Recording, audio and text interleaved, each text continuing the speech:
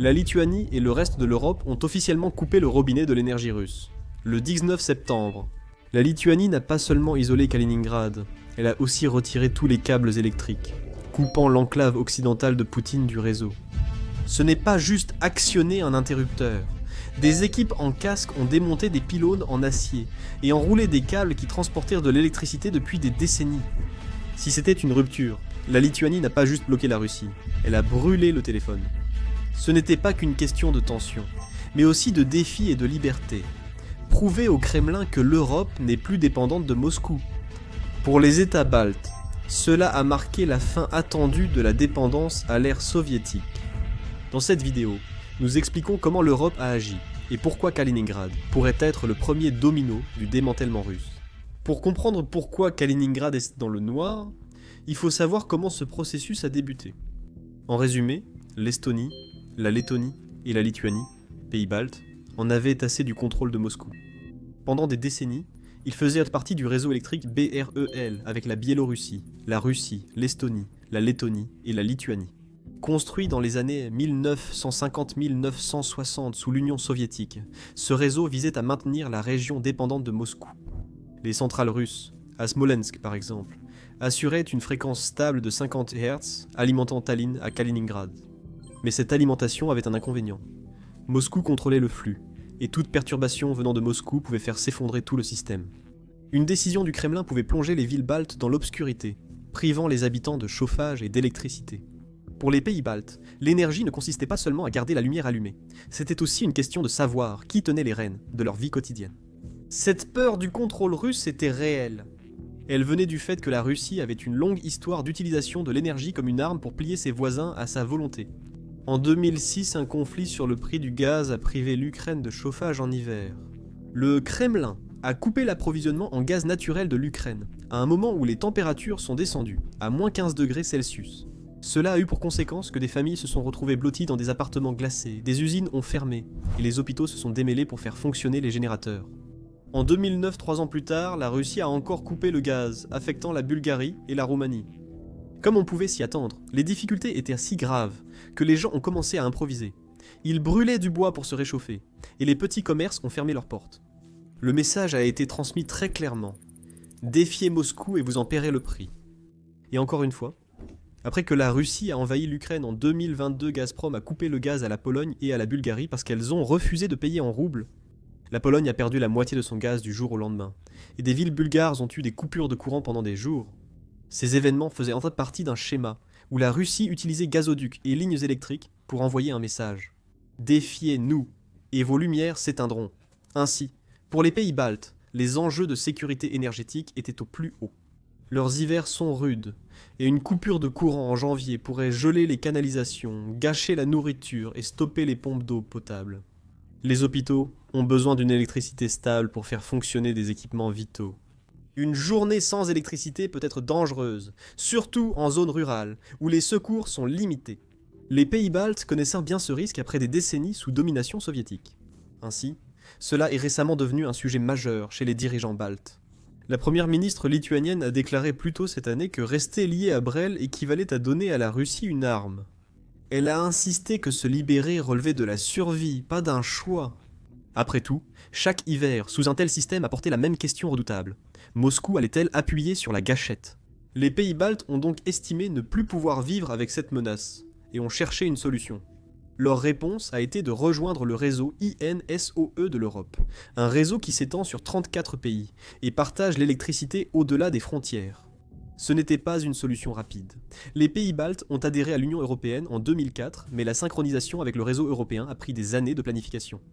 Les ingénieurs ont vérifié que leur système respectait la fréquence européenne de 50 Hz, pour garantir la stabilité.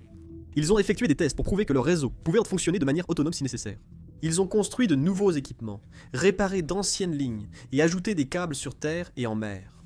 Au total, la Lituanie, la Lettonie et l'Estonie ont dépensé plus de 16 milliards d'euros pour ces améliorations. La Lituanie a dépensé environ 700 millions d'euros, dont une partie pour le projet Harmony Link. Prévu d'abord comme câble sous-marin entre la Lituanie et la Pologne, il sera finalement construit sur terre. Pour économiser, l'Estonie a modernisé sa liaison ST2 avec la Finlande, capable de transporter 650 MW d'électricité. Ces changements ont aidé les pays baltes à se préparer à se connecter complètement au réseau électrique européen et à cesser de dépendre de la Russie. Toute cette planification a payé le 8 février à 14h05. Les réseaux baltes se sont synchronisés avec le réseau européen des gestionnaires de réseaux de transport d'électricité, après avoir fonctionné isolés plus d'une journée, testant leur autonomie sans le réseau russe. Ils se sont connectés au réseau européen, recevant l'électricité des parcs éoliens danois, centrales nucléaires françaises et champs solaires espagnols. Pour les habitants de Vilnius ou Riga, c'était un moment discret mais historique. Ils respiraient mieux, sachant que Moscou ne contrôlait plus leur électricité. Le réseau de l'Union européenne sert de filet de sécurité. En cas de pénurie, d'autres pays pouvaient intervenir rapidement. C'était comme passer d'une maison gouvernée par la peur à un quartier où tout le monde s'entraide, un quartier dont la Russie ne faisait pas partie.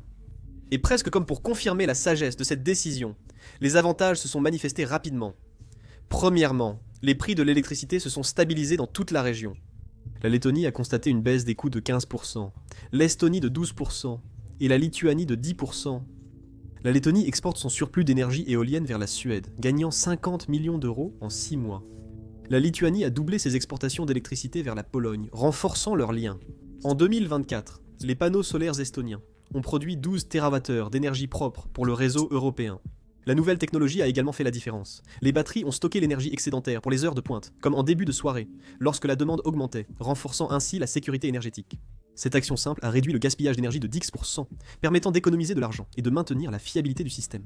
Une électricité moins chère et stable permettait aux entreprises de planifier sans craindre coupures ou hausse de prix, une grande victoire pour les pays baltes. Réfléchissez, une région de 6 millions d'habitants a résisté à la Russie, forte de 144 millions de personnes et d'une économie de 2000 milliards d'euros. Ils n'avaient pas besoin de chars ou de chasseurs pour réussir, bien que le budget de la défense de la Lituanie à 2,75% du produit intérieur brut en ait permis l'achat. Leur victoire s'est jouée dans les câbles et l'ingénierie, un changement discret mais puissant aux répercussions internationales. En réussissant un tel exploit, les États baltes avaient discrètement permis à d'autres d'en faire autant. La Finlande a relié son réseau électrique à l'Europe via la Suède en 2024, rompant ses liens avec la Russie. La Pologne a installé de nouveaux câbles, améliorant la connectivité régionale. Après des attaques russes, privant 8 millions d'Ukrainiens d'électricité, en 2022, l'Ukraine a commencé à importer 2 gigawatts de l'Union européenne.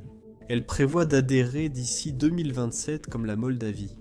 Même la Biélorussie, l'un des alliés les plus proches de la Russie, a laissé entendre qu'elle pourrait explorer des alternatives d'ici 2027, un signe que la poigne de fer de Moscou s'affaiblit. Les nations baltes célèbrent, tandis qu'à Kaliningrad, de l'autre côté de la frontière, la situation est très différente. Avec près d'1 million d'habitants, la région est devenue une île énergétique après la coupure. Elle dépend désormais entièrement de ses propres centrales électriques. En regardant les chiffres, on pourrait penser qu'ils maîtrisent la situation. Les chiffres montrent que la centrale Svetli produit 450 MW. Les anciennes unités à charbon des années 1009, 180, produisent 600 MW, et les générateurs diesel en produisent 300 de plus. Ensemble, cela fait 1188 MW, suffisamment pour couvrir les pics d'été de 900 MW et les pointes hivernales de 1200. Cependant, les chiffres ne montrent pas la grande fragilité du système, dont les centrales à charbon sont obsolètes. Le gazoduc est un point de défaillance unique, et les générateurs diesel sont coûteux et peu fiables. Ces chiffres relèvent du rêve, illustrant la vulnérabilité du système. En juin, un poste électrique saboté par les renseignements ukrainiens a coupé l'électricité sur des sites militaires. Cet incident a montré comme les choses peuvent vite mal tourner. Ces vulnérabilités entraînent des pressions juridiques et diplomatiques, des forces qui pourraient façonner la suite des événements. La Russie soulève la question du transit et des obligations liées au traité. Le contrat de transit de gaz entre la Lituanie et Gazprom pour Kaliningrad expire fin 2025. Les responsables russes ont évoqué que modifier ou couper le transit violerait les accords ou exigerait une compensation. Pendant ce temps, les dirigeants lituaniens, y compris le président, ont mis en garde contre toute action susceptible de provoquer inutilement la Russie. Ils ont affirmé que maintenir la circulation des marchandises, des personnes et du gaz naturel pourrait éviter un conflit majeur. Cela suscite des craintes de représailles. Les experts estiment que la Russie pourrait répondre par des actions militaires ou hybrides. Cela comprend des cyberattaques, du sabotage et plus de plaintes devant les instances internationales. Prévoyant des perturbations en quittant le réseau russe, les États baltes ont sécurisé les points critiques. Cela comprenait des endroits comme les postes de transformation, les liaisons de conversion et les lignes de transmission. Cette préparation révèle que les enjeux vont au-delà des coupures de courant et touchent l'évolution de la loi, de la diplomatie et des actions secrètes dans les prochains mois. Nous approfondirons ces sujets plus tard dans la vidéo, restez avec nous. Pour l'instant. Vous vous demandez peut-être pourquoi on fait autant d'histoire pour une région qui ne fait même pas partie de la Russie continentale. Eh bien, le principal facteur qui fait de cet endroit une zone d'intérêt, c'est que ce n'est pas seulement une région civile. Cette forteresse militaire rappelle à l'Europe la proximité de Moscou. Des navires patrouillant depuis Baltisk, des sous-marins rôdent sous la Baltique et des lance-missiles visent les capitales polonaises et baltes. Ensuite, il dispose d'un large éventail de défense aérienne et de dizaines de milliers de soldats, prêts à provoquer l'Europe à tout moment. Cependant, tout cet équipement, notamment les stations radars, consomme beaucoup d'énergie chaque jour. Ainsi, le sabotage de juin, ayant coupé l'électricité, cela a été un événement majeur, interrompant même les exercices de sous-marins prévus. Cela montrait qu'une brève coupure de courant pouvait déjà perturber la base. Désormais, même si les centrales principales venaient à tomber en panne, le plus grand atout de Kaliningrad pourrait se transformer en faiblesse. Pour faire simple, ce n'est pas un endroit qui peut se permettre de perdre l'électricité. Et pourtant, c'est ce qui s'est passé. Cette prise de conscience explique pourquoi, après la coupure de l'électricité vers Kaliningrad par la Lituanie, les conséquences ont dépassé la question énergétique. L'OTAN a vite saisi que les infrastructures énergétiques, jadis civiles, représentaient désormais une grande vulnérabilité. Ce qui était jadis du matériel d'ingénierie banal est aujourd'hui une cible dans la guerre et les jeux politiques. Les équipes de cybersécurité, autrefois limitées à l'Ukraine, organisent désormais des exercices dans tout le Baltique pour protéger les infrastructures énergétiques. Ils ont simulé une panne d'électricité à Riga pour tester la réaction des villes, révélant des faiblesses vite corrigées. L'Estonie est allée encore plus loin en formant des soldats avec les employés des services publics. Les soldats ont appris à protéger des parcs éoliens isolés et les ingénieurs à rediriger l'électricité en cas de coupure. La leçon. En guerre moderne, une coupure de courant peut être aussi dangereuse qu'un missile. Moscou n'a pas accepté cette déconnexion de Kaliningrad sans réagir. Leur zone très militarisée vient d'être exposée et les responsables russes ont aussitôt condamné l'action de la Lituanie. Ils considèrent cela comme une provocation économique visant à isoler Kaliningrad et tester la Russie. Le ministre Sergueï Lavrov a qualifié cela d'escalade inamicale, le comparant à une tentative de l'OTAN d'encercler la Russie. Il a promis que la Russie défendrait ses intérêts, et le Kremlin a accru son activité militaire dans la région. Début septembre, des images satellites montraient de nouveaux systèmes de missiles Ist-Kondar déployés à la frontière de Kaliningrad. Ces lanceurs mobiles, pouvant transporter des ogives nucléaires, ont été déployés près de la frontière lituanienne et du corridor de Silvalki, reliant Kaliningrad à la Biélorussie. Les analystes estiment que c'est la démonstration de force la plus marquante depuis le basculement du réseau en février.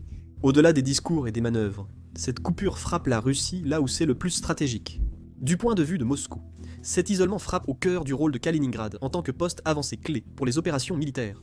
La région n'est pas qu'une zone géographique, elle sert de base avancée à la Russie pour surveiller la frontière est de l'OTAN. Dotée de missiles atteignant l'Europe et d'une flotte contrôlant la mer Baltique. Perdre la connexion électrique signifie que Moscou a une pression de moins sur les pays baltes, comme elle le faisait auparavant avec des menaces énergétiques. Toute défaillance du système de Kaliningrad risque d'entraîner des coupures de courant dans ses bases. Cela complique l'utilisation des radars, les opérations et le ravitaillement des sous-marins. Cela signale à l'Occident que la mainmise de la Russie sur son enclave est plus fragile qu'avant. Poutine considère cela comme un défi. Si Kaliningrad faiblit, l'OTAN pourrait tester les frontières, surtout près du corridor de Suwałki. En résumé, ce blocus transforme un atout en casse-tête, forçant Moscou à mobiliser plus de ressources pour défendre et approvisionner une région encore plus isolée. La pression stratégique n'est pas le seul problème. Le blocus affecte fortement la vie quotidienne des habitants de Kaliningrad. Les sanctions aggravent la situation. L'Union européenne a imposé plus de 2500 restrictions, les États-Unis plus de 3100 visant tout, de l'énergie aux pièces détachées. Le coût des équipements pour les centrales électriques a augmenté de 40% et certains fournisseurs refusent de vendre à la Russie. Avec la coupure, les prix de l'électricité à Kaliningrad ont bondi de 12% cette année, atteignant 8 roubles par kilowattheure, soit le double de la moyenne continentale. Pour une famille de 4 personnes, cela signifie des factures d'électricité d'environ 5000 roubles par mois. C'est difficile quand les salaires moyens sont de 45 000 roubles et les pensions de 20 000. De nombreux habitants ont maintenant été contraints de réduire leur consommation et se tournent vers des poêles à bois pour se chauffer. Même les supermarchés se retrouvent donc parfois habillés avec des rayons vides parce que les livraisons par bateau ou par avion sont ralenties par les contrôles aux frontières et les sanctions. Nous en reparlerons bientôt. Mais à Kaliningrad, l'ambiance locale reste difficile à saisir. Certains habitants expriment une frustration silencieuse, non seulement à cause de la hausse des factures, mais aussi parce qu'ils ont l'impression d'être des pions dans un jeu politique qu'ils n'ont pas choisi. Les jeunes locaux ressentent de plus en plus de mécontentement envers Moscou. Beaucoup voient leur avenir leur échapper à cause des coupures de courant et des sanctions. Mais d'autres, en particulier les générations plus âgées, ou ceux liés à l'armée, restent farouchement loyaux envers le Kremlin. Ils balayent les difficultés d'un revers de main, les considérant comme le prix à payer pour tenir tête à l'Occident. Beaucoup de gens semblent coincés quelque part entre les deux, fatigués et inquiets, mais sans savoir exactement à qui attribuer la faute. Ce n'est pas une protestation ouverte, mais une tension qui monte lentement. YouTube vient tout juste de faire une annonce stupéfiante. Il verse 64 millions de dollars par jour aux créateurs. Pourquoi ? Parce que YouTube manque de créateurs. C'est pourquoi vous voyez des vidéos sur votre page d'accueil qui ont moins de 1000 vues, comme celle-ci. Bien sûr, cela ne veut pas dire que tout le monde devrait créer une chaîne. Mais si vous vous êtes déjà demandé si vous deviez lancer une chaîne YouTube ou une chaîne sans visage, c'est un peu le moment idéal. YouTube paie des créateurs des millions chaque jour, et il met en avant les chaînes plus récentes et plus petites maintenant, plus que jamais. Mais je suis sûr que vous avez beaucoup de questions sur la façon de commencer et de développer une chaîne. Nous recevons tout le temps des questions par email de la part de certains d'entre vous. Et c'est pourquoi nous avons décidé de mettre tous nos conseils YouTube dans une seule vidéo YouTube, entièrement gratuite. Si vous voulez lancer votre chaîne YouTube, regardez cette vidéo sur YouTube. Cliquez sur le lien en description ou la fiche à l'écran. La Russie cherche aussi des solutions à l'étranger. Pour faire face à la situation, la Chine est devenue l'un des principaux soutiens de la Russie, alors que les sanctions frappent tous les secteurs. Malgré les restrictions, les entreprises chinoises achètent toujours du matériel énergétique ou des matières premières russes. Le ministère du Commerce de Pékin a clairement exprimé son opposition aux sanctions énergétiques unilatérales et à la juridiction extraterritoriale. Il souhaite poursuivre le commerce avec la Russie sur la base du bénéfice mutuel, de l'égalité et du respect. Cela n'annule pas la pression, mais donne à la Russie un tampon. Cependant, l'aide extérieure implique aussi des délais et risques.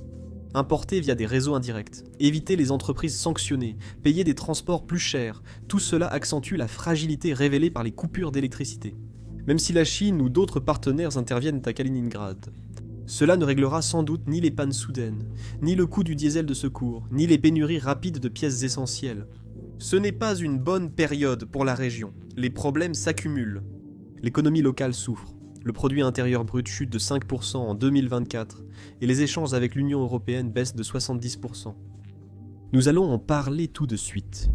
Mais la vérité, c'est que Kaliningrad a connu de meilleurs jours et que la fragilité de ses systèmes est évidente aujourd'hui. La coupure de courant a augmenté les factures et frappé les industries clés de Kaliningrad. Cet ancien centre d'exportation survit désormais grâce à des approvisionnements détournés et des perspectives plus sombres. Prenez le commerce de l'ambre, longtemps considéré comme la bouée de sauvetage dorée de Kaliningrad. Il a été parmi les premiers touchés. La mine Yantarny, l'une des plus grandes mines d'ambre au monde, est la principale source russe. Elle est si grande qu'elle fournit près de 40% de l'ambre mondial. Depuis la coupure du réseau, les variations de courant ont tout stoppé, y compris tapis roulants et machines à polir. Les rapports locaux indiquent une baisse de 18% de la production au premier semestre 2025 parallèlement à la déconnexion. Les ouvriers signalent des arrêts fréquents lors des baisses de tension, forçant un tri manuel qui ralentit la production et accroît les coûts. Les expéditions vers l'Europe passent maintenant par la mer au lieu de la Lituanie. Les délais de livraison se sont allongés de plusieurs semaines et les coûts logistiques ont augmenté de 15%. Les acheteurs en Pologne et en Allemagne se tournent discrètement vers des fournisseurs baltes. Et il n'y a pas que l'industrie minière, le tourisme a également diminué. Avant la guerre, les plages et les châteaux prussiens de Kaliningrad attiraient plus d'1 million de visiteurs chaque année. Cet été, les visiteurs sont passés sous 40 000 à cause des coupures de courant ayant stoppé la climatisation des hôtels. Sans surprise pour des touristes en quête de confort, les plaintes ont envahi les réseaux sociaux. Même la flèche de Karanian cite Organisation des Nations Unies pour l'éducation, la science et la culture, a vu sa fréquentation baisser de 30%. Les voyagistes dénoncent les ferries peu fiables et les phares éteints au crépuscule, ce qui nuit à l'économie locale. Même les flottilles de pêche de Svetli ont du mal à rester à flot. Les générateurs diesel consomment du carburant à un rythme 3 fois supérieur à celui du continent, et les coupures de courant obligent les capitaines à rentrer au port plus tôt pour éviter la détérioration des prises. Les prises d'août ont baissé de 22%, et les transformateurs terrestres, alimentés de façon instable, rapportent une hausse de 12% du taux de détérioration. Ces chiffres montrent plus qu'une pression économique. Ils représentent des familles à Zelenogradsk touchées par les licenciements d'usines, et des tailleurs d'ambre à Svilogorsk contraints de vendre de la vodka de contrebande pour payer leur loyer. Moscou a annoncé 5 milliards de roubles de subventions pour renforcer la résilience de l'île. Le nombre de traversées en ferry depuis Saint-Pétersbourg a augmenté de 3 par semaine. Les coûts de transport restent 40% plus élevés, et les tempêtes hivernales menacent les chaînes d'approvisionnement. Chaque vacillement des lumières évoque désormais un avertissement. Un câble sectionné peut affecter toute une région. La transition énergétique européenne souligne les difficultés de Kaliningrad. En 2021, la Russie fournissait 40% du gaz de l'Union européenne pour 55 milliards d'euros. En 2024, cette part était tombée à seulement 11%, l'Europe s'étant tournée vers d'autres sources. En 2025, elle est encore plus basse. Les pays baltes ont rompu avec leur ancien fournisseur, tandis que l'Europe réduit encore l'énergie russe. Le gaz naturel liquéfié du Qatar et des États-Unis a comblé le vide, avec les nouveaux terminaux de l'Allemagne qui traitent 70 milliards de mètres cubes par an. Les importations de pétrole russe ont baissé de 90%, celles de charbon de 97%. Le plan Repower Union européenne de l'Union européenne a investi 300 milliards d'euros dans des alternatives comme les parcs éoliens, champs solaires et pôles d'hydrogène. L'énergie éolienne couvre désormais un quart de la demande européenne, générant 250 TWh par an. La Belgique a remis en service des centrales nucléaires pour stabiliser l'approvisionnement. L'Allemagne a construit des pôles d'hydrogène pour stocker de l'énergie propre. Les prix qui avaient flambé lors de la crise de 2022 se sont désormais stabilisés à 35 € par mégawattheure, soit la moitié de leur pic. Les ménages européens ont été soulagés, tandis que Moscou a perdu un de ses outils d'influence majeur. Ce changement énergétique touche la politique, les prix et la planète. Les pays baltes en sont un exemple. Les pays baltes ont accru leur recours à l'éolien et au solaire, passant de 45% à un objectif de 92% d'énergie renouvelable.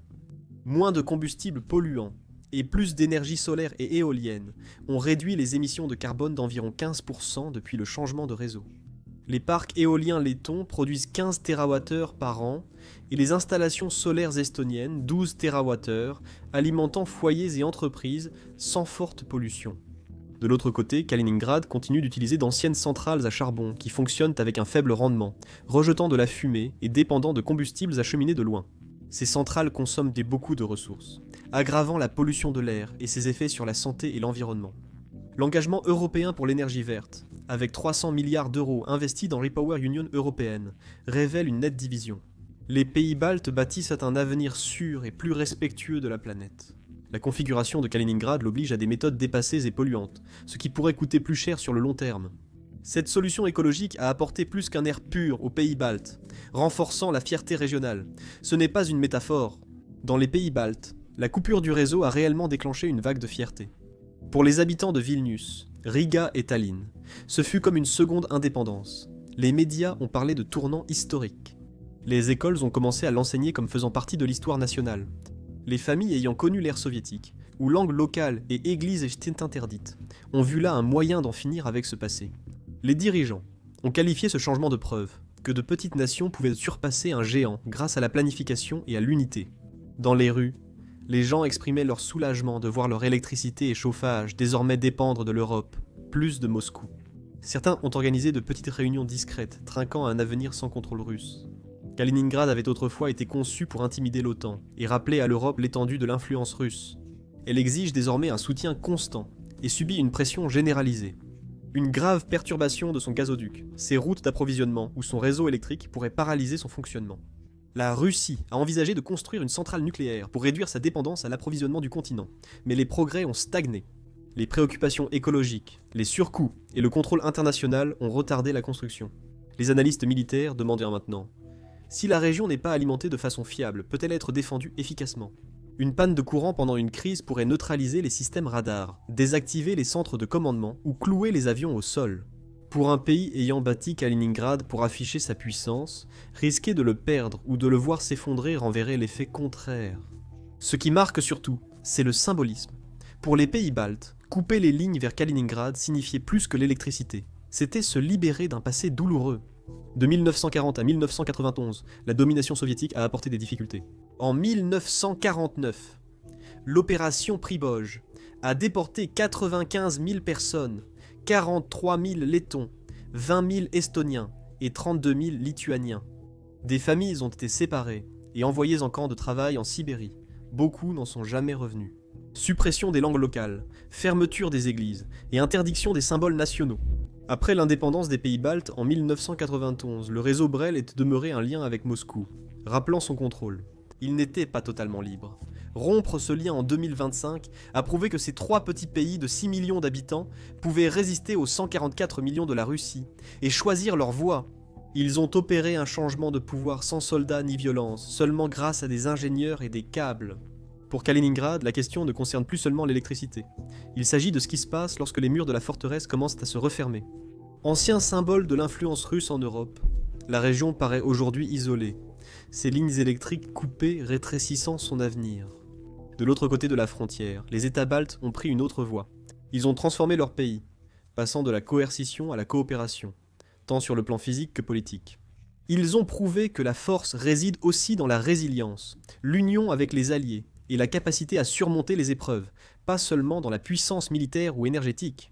Quand les câbles vers Kaliningrad furent découpés, ce fut plus qu'un changement énergétique, c'était une révolution silencieuse. Trois petites nations ont choisi la souveraineté et tracé leur propre voie, au lieu de céder à la peur.